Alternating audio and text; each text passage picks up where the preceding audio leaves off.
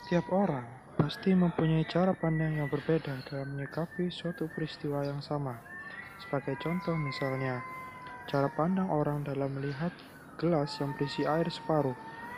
Sekalipun objeknya sama, tetapi setiap orang dapat melihatnya dari perspektif yang berbeda.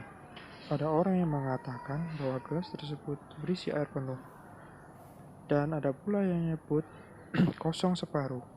Kedua pernyataan ini jelas benar semua, tetapi perspektifnya saja yang berbeda. Orang yang mengatakan gelas itu berisi air separuh berangkat dari perspektif berpikir positif. Ia melihat bahwa di dalam gelas sudah berisi sesuatu yang positif, yakni air, meskipun hanya separuh. Sementara orang yang menyebut gelas itu kosong, separuh berangkat dari perspektif berpikir negatif. Mengapa demikian? Sebab apa yang dilihat adalah posisi ruang kosong dalam gelas atau sisi negatifnya. Mencela. Di saat mencela seseorang, Anda pasti sedang dalam posisi mempertahankan diri. Reaksi orang yang sedang mencela celaan dari Anda pun bisa saja menjadi negatif. Celaan telah membuat seseorang merasa menjadi korban dan menjadi racun dalam dirinya, sehingga ia menjadi sangat aneh. Mengkritik. Sebelum dielaborasi lebih lanjut, terdapat pertanyaan yang patut diajukan. Apakah Anda pernah dikritik di hadapan orang? Bagaimanakah perasaan Anda ketika dikritik di hadapan banyak orang? Apakah Anda merasa senang, berbunga-bunga, tidak enak hati, atau bahkan marah?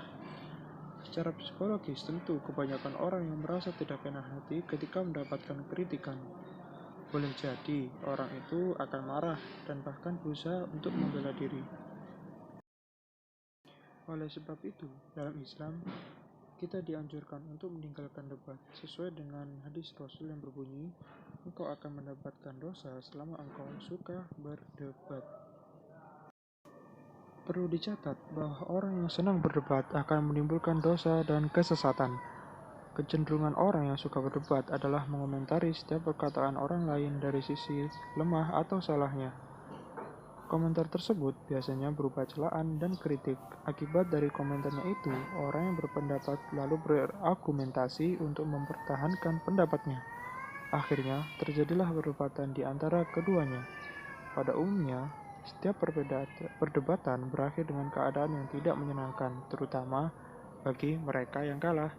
Tips dalam menyikapi atau menghindari perdebatan. Pertama, sambut baik ketidaksetujuan itu. Mungkin ketidaksetujuan itu merupakan kesempatan untuk mengoreksi pendapat Anda. Kedua, jangan pernah percaya pada kesan pertama dari naluri Anda. Reaksi alami yang pertama dalam sebuah situasi yang tidak menyenangkan adalah mempertahankan diri.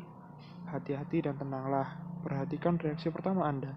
Mungkin itu merupakan bagian Anda yang terburuk. Ketiga, kendalikan kemarahan Anda. Anda bisa menilai kesabaran seseorang melalui hal-hal yang membuatnya marah. Keempat, dengarkan dulu. Beri kesempatan lawan Anda berbicara dan biarkan sampai selesai. Jangan menolak, mempertahankan diri, atau bahkan berdebat karena akan mempertinggi penghalang. Kelima, cari bidang-bidang kesepakatan. Keenam, jujurlah dan cari di mana Anda bisa menerima kesalahan dan sampaikan. Ketujuh, berjanjilah untuk memikirkan ide-ide lawan Anda dan pelajari dengan seksama. Kelapan, berterima kasihlah pada lawan Anda dengan tulus akan minat-minat mereka. Siapapun yang meluangkan waktu untuk menyatakan tidak setuju dengan Anda, berarti ia berminat dalam hal-hal yang sama.